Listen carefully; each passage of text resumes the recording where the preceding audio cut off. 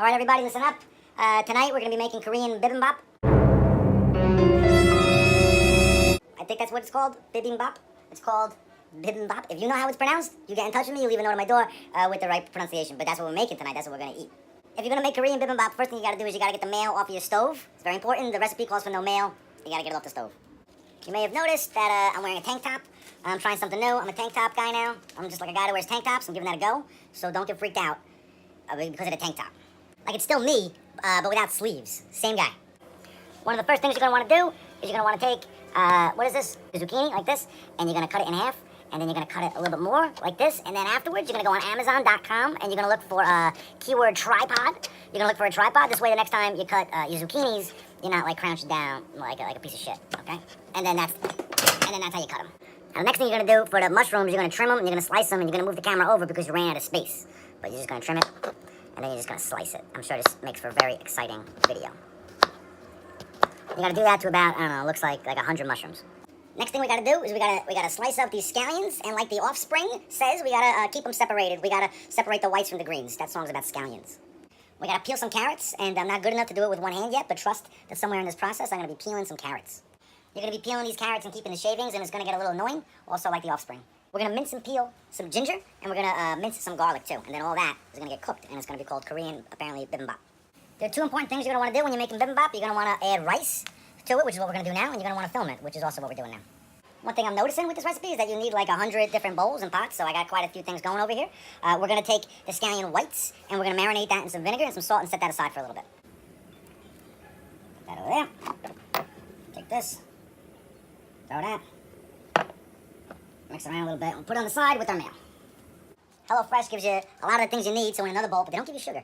For another bowl, you're going to put in some sugar, some sesame oil, and some soy sauce, and some sriracha, and you're going to mix that up, and you're going to put that aside too. I hope you got a big apartment. You're putting a lot of stuff on the side. We got all that together. Now we're just going to mix this up a little bit, and we're going to put that over the side. I think I'm going to put that over there by the window. I'm just going to put it aside. Now all the stuff you cut before, we're going to start cooking it. We're going to cook like the zucchini, we're going to cook the mushrooms, we're even going to cook the carrots a little bit for like 3 or 4 minutes each. Set it all aside. Again, maybe, I don't know where you want to put it. You can put it above the coffee machine, but below the cabinets if you want. I mean, you could put it by your toaster. That's like also situated in between a refrigerator cabinet situation. I mean, we're all professional chefs here. But you gotta cook a bunch of stuff, 3 or 4 minutes each, and we're going to put it aside, all right? There we go. There we go. Not recommended you do that if it's really hot because it will splash up and destroy your face. So rewind or fast forward, don't do that. And like everything that we've learned in life, if we're making something, we gotta add some salt and pepper to it. So we're gonna do that a little bit, all right? All right, so we finished those, and now we're gonna work on these guys. And let's see if I pay attention. So I'm gonna put these in there, but I'm gonna cook them too, the same way. And now we're doing the same thing with the mushrooms. We're gonna do that, and look at that. Look at all the stuff we made already. You know, we're doing pretty good, but these Koreans, they have a lot of pots and pans. All right, so we've officially run out of bowls to put stuff in, so we're gonna use a mug. Nice mug. It's got my initial on it that I got as a wedding gift, a wedding favor from somebody. And if you're anybody that knows anything about cooking, it's totally okay to put your mushrooms in a mug. You know, it's all right. The mug likes it. The mushrooms are like, oh, this is different. This is different for us. We like it. So don't feel bad about it, and don't feel bad about yourself. You know, you'll get extra bowls someday.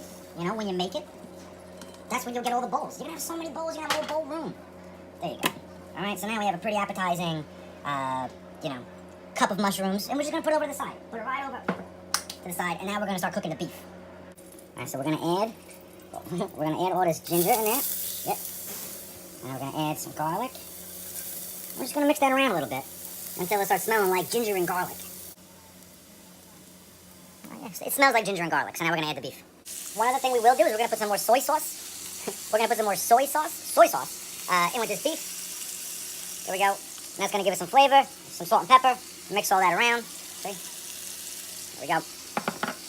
Close. All right, you're just about done. At this point, I hope you've gotten your Hulk bowl. You had one bowl left, probably. And it was a Hulk bowl from Loot Crate. That time you got when you were drunk over a year ago. And you ordered it online. And you're going to put your rice right in that bowl. We are going to throw in some beef.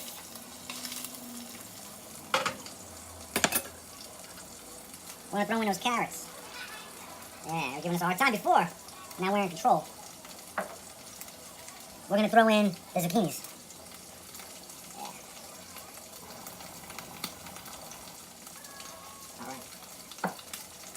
Remember we did that weird thing earlier with the scallion whites? We're gonna take those, we're gonna put it on top of everything. And then we had another bowl of sesame sauce, soy sauce, and sriracha and sugar. We're gonna take that, and we're gonna drizzle that all on top. All on top like that. Gotta make sure we stop cooking the beef at this point. We take a little of the scallion greens. It's green because we got a whole bowl. Put that on top. What else we gotta do? I think you gotta squirt a little bit. Look at this cute thing. A little bit of sriracha. Just on top of it for flavor. I think we're done. All right, it looks like we're done. Let's take a quick look at this. That doesn't look too bad. That doesn't look too bad, does it? So we're gonna eat it. I don't know what it's supposed to taste like. I got my LaCroix. And I'm gonna drink that, and I'm gonna eat this, and I'm sure it's gonna be very good. And, yeah, thanks for joining me. I'd be remiss if I didn't tell you that this tastes pretty amazing. It tastes really good. Maggie is not eating that, but whatever she's eating is very good too. But this is very good. Fuck, is it hot in here? Alexa, turn on the air.